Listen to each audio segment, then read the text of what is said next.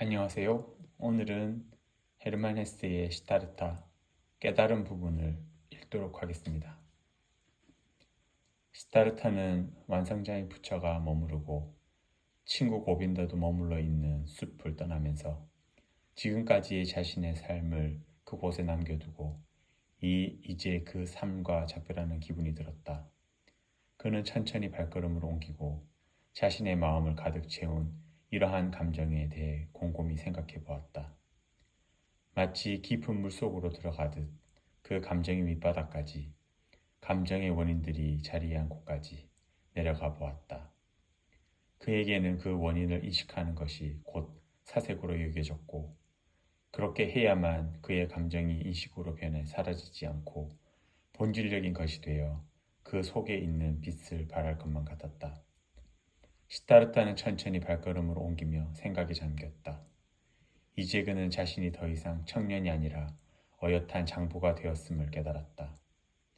마치 뱀에게서 허물이 떨어져 나가듯 어떤 것이 자신을 떠나갔음을, 젊은 시절 내내 자신을 따라다녔던 자신의 일부였던 것이 이제는 자신의 마음속에 있지 않음을 확인했다.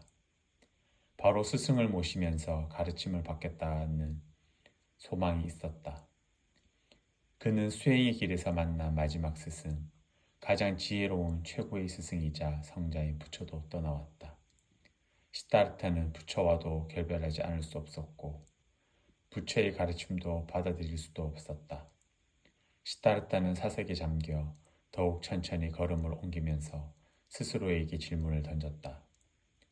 내가 스승들과 가르침으로부터 배우려 했던 것이 무엇이며 내게 그토록 많은 가르침을 주었던 그들조차 도저히 가르쳐 줄 수 없었던 것이 무엇이었는가? 그는 답을 찾아냈다. 바로 자아다. 나는 자아의 의미와 본질을 배우려 했던 거야. 나는 다름 아닌 자아로부터 벗어나고자 했고 그 자아를 극복하고자 했다. 하지만 자아를 극복할 수는 없었지. 다만 기만할 수 있었을 뿐이고 자아로부터 도망칠 수 있었을 뿐이며 자아를 피해 숨을 수 있었을 뿐이다. 정말이지 세상 그 어떤 것도 나의 자아만큼 내가 살아있다는 이 수수께끼만큼 내가 다른 모든 사람과 구별되는 남다른 존재라는 수수께끼 내가 시타르타라는 이 수수께끼만큼 나를 그토록 많은 상념에 빠지게 한 것은 없었다. 그런데도 나는 나 자신에 대해 시타르타에 대해 이 세상 어떤 것보다도 모르고 있다니. 사색하며 천천히 발걸음을 옮기는 시타르타는 이런 생각에 사로잡혀 멈춰섰다. 그러나 곧 이 생각에서 벗어났고 다른 생각, 새로운 생각이 불현듯 떠올랐다. 내가 나 자신에 대해 아무것도 모른다는 것. 시타르타가 스스로에게 그토록 낯설고 생소한 존재라 남아있다는 것은 한 가지 원인, 단 한 가지 원인에서 비롯된 일이다. 나는 나 자신을 두려워하고 나로부터 도망치고 있었던 거지. 나는 아트만을 추구했고 브라만을 추구했다. 나 자아에 알 수 없는 심층부에서 아트만, 그러니까 생명, 신적인 것, 궁극적인 것을 찾아내기 위해 나는 기꺼이 나의 자아를 산산조각내고 껍질을 벗겨내버렸던 거야. 그러면서 그 자신을 잃어버렸고 시타르타는 눈을 뜨고 주위를 둘러보았다. 얼굴에는 미소가 가득했고 긴 꿈에서 깨어났다는 깊은 깨달음의 감정이 발가락 끝에 이르기까지 온몸으로 퍼져나갔다. 이어 그는 다시 걷기 시작했고 곧 자신이 무슨 일을 해야 할지 아는 사람처럼 빠르게 달리기 시작했다. 오, 그는 숨을 깊이 들이쉬면서 생각했다. 이제 다시는 시타르타가 내게서 빠져나가는 일이 없도록 하리라. 이제 다시는 내 생각이나 삶을 아트만이나 세계의 고통 따위로 시작하지 않으리라. 나는 더 이상 스스로를 죽이거나 산산조각낸 다음 그 파편 뒤에 있는 비밀을 찾으려고 하지 않으리라. 이제 다시는 요가베다의 가르침도 아타르 바베다의 가르침도 고행자의 가르침이나 그 어떤 가르침도 받지 않으리라. 이제 나는 나 자신한테서 배울 것이고 나 자신의 제자가 될 것이며 나 자신을 시타르타라는 비밀을 알아낼 것이다. 그는 마치 처음으로 세상을 보는 듯 주위를 둘러보았다. 세상은 아름답고 세상은 다채로우며 세상은 신기하고 신비로웠다. 여기에 푸른색이, 저기에 노란색이, 또 저기에는 초록색이 있었다. 하늘이 흘러가고 강이 흐르고 숲과 산이 곱게 솟아 있었다. 모든 것이 아름답고 모든 것이 불가사의하고 신비해 보였다. 그 한가운데서 시다르다 깨달음을 얻은 자가 자기 자신에게로 나가고 있었다. 그 모든 것, 모든 노란색과 푸른색, 감과 숲이 처음으로 시다르타의 두 눈을 통해 내면으로 파고들었고 그 모든 것은 더 이상 마라의 요술도 더 이상 마야의 베일도 아니었으며 더 이상 무의미하고 우연한 현상계의 다양한 모습, 다시 말해 깊이 사색하며 통일성을 추구하는 브라만들이 경멸하는 다양성도 아니었다.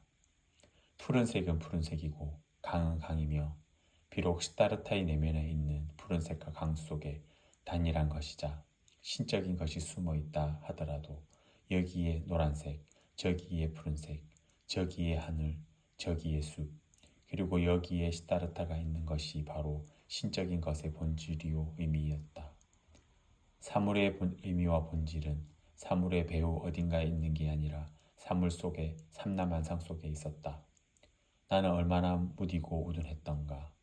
그는 발걸음을 빠르게 옮기며 생각했다. 어떤 사람이 글을 읽고 그 뜻을 알고자 할 때 그 사람은 기호나 철자를 무시하지 않으며 그것들을 착각이나 우연, 무가치한 껍데기라고 일컫지 않아. 그 사람은 철자 하나 빠뜨리지 않고 글을 읽고 연구하며 또 사랑하지.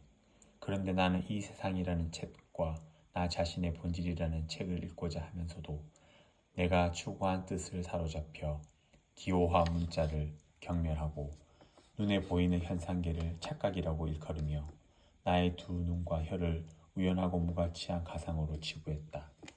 아니, 이제 그런 일이 끝났다고. 나는 미몽에서 깨어났어.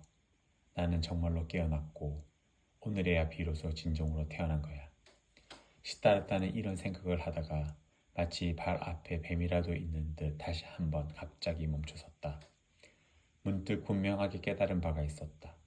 스스로를 진실로 방금 눈뜬 자이자 새로 태어난 자라고 한다면 자신의 삶을 완전히 처음부터 다시 시작해야 한다는 생각이 들었다. 바로 그날 아침 눈을 뜨고 자기 자신에게로 가고자 세존이 기거하던 기원정사의 숲을 떠났을 때만 해도 그는 몇 년을 고생하며 보냈으니 이제 고향집으로 아버지에게로 돌아가야 한다고 생각했고 그렇게 하는 것이 당연하고 자명하게 여겨졌다. 그러나 지금 이 순간 비로소 발 앞에 뱀이라도 있는 듯 놀라 멈춰선 순간에야 비로소 그는 미몽에서 깨어나 새로이 통찰하게 된 것이다. 나는 더 이상 과거의 내가 아니고 더 이상 고행자가 아니며 더 이상 사제도 아니고 브라만도 아니다. 집으로 돌아가 아버지 곁에서 도대체 무엇을 하겠다는 건가? 공부? 제사를 드리는 일? 참선을 하는 일? 그 모든 것은 이미 지나간 것이다. 그 모든 것이 더 이상 내가 가야 하는 길이 아니다.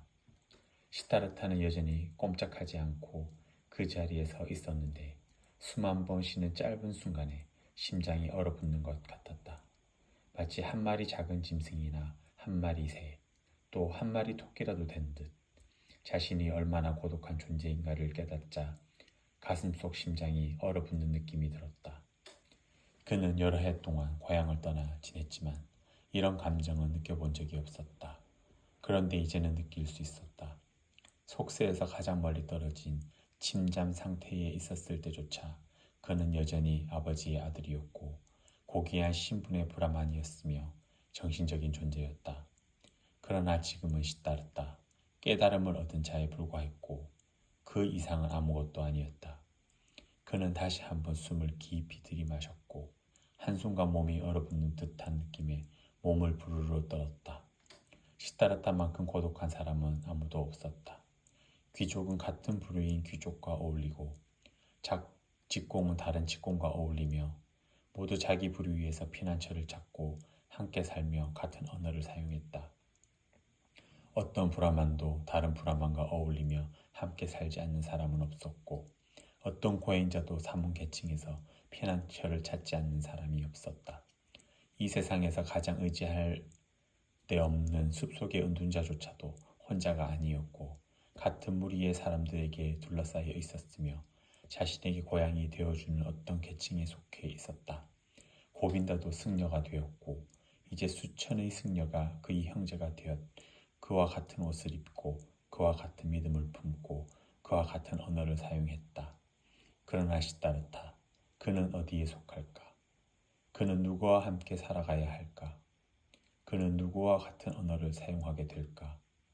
그를 둘러싸고 있던 세계가 녹아 없어지면서 마치 하늘에 떠있는 별처럼 홀로 서게 된 순간, 냉기와 절망의 그 순간, 시타르타는 자아를 이전보다 더욱 응집시킨 모습으로 벌떡 일어났다. 그는 이것이야말로 깨달음의 마지막 전율이며 탄생의 마지막 경련임을 느꼈다.